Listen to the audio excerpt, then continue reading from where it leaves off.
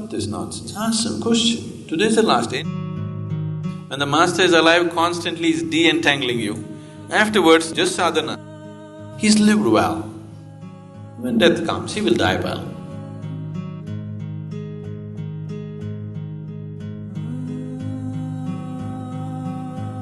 Namaskaram, Sadhguru. Why are we so afraid of death? See, right now, why there is so much fear is the substance of your life is only in your clothes, your jewels, your education, a few people that you gathered around you. That's all the substance of your life is. All these things can be taken away from you any moment, isn't it? This is the only thing which is giving you solidity. Yes? That little bit of education, your clothes, your jewels, your bank balance, a few people around you, this is all that is giving you some sense of solidity of being a being. This is not a being, this is a patch-up job. So, with such petty blocks, when you build a building, naturally you should be very worried when it'll collapse. Now, instead of using a stone block for this column, if I use the twig, definitely I'll be always worried when it'll collapse on my head, isn't it? Isn't it so?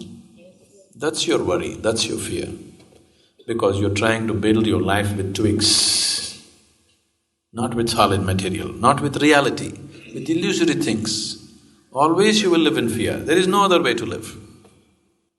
There is simply… if you're living in a house which is supported by twigs, being afraid that it'll collapse on your head is very natural, isn't it? That's all that's happened to you. It's time you bring something more substantial into your life. If you bring something more substantial, then suddenly you find, if you sit here, everything is fine. Life or death, still it is fine. That's how it'll be. It's a very beautiful story. Buddha, on the last day of his life, he always had a breakfast of rice gruel in the morning. And after this breakfast was over, he always met the monks who were around him. And every day he said, if you have a question, you ask. This went on for 40 years. 40 years of his enlightened life. Every day after breakfast, he spoke. Whoever was there, 10 people, 10,000 people, whatever number, after breakfast he always sat down and spoke. So on the last day of his life, he knows this is the last day. He had his rice gruel and he sat down and he said, today is the last day. If you have anything to ask, ask. So many of the monks started crying.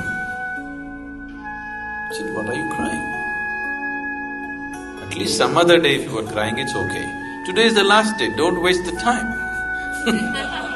because it's ticking away. Some other day you could cry and roll and you had time for all those things. Today, if you want to ask something, you ask. He was surprised that people are crying.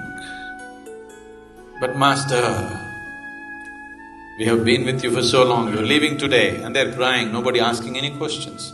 He said, stop this nonsense, ask some question. Today's the last day, any doubt? Let's clear it.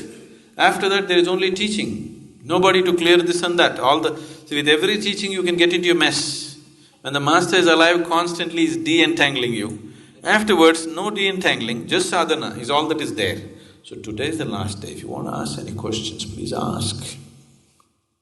It's just a matter of fact about it. He's lived well. When death comes, he will die well. He's so certain that he'll die well.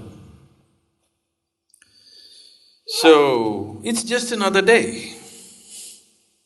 One day you took on the body, another day you walked about with the body, another day you leave the body. You make a big issue out of it, simply because you have a keyhole vision of life. As Kala Bhairava, he is the destroyer of time. What you call as life or the approaching death is only because of time. Shankaracharya just revives them with the Sanjivini mantra.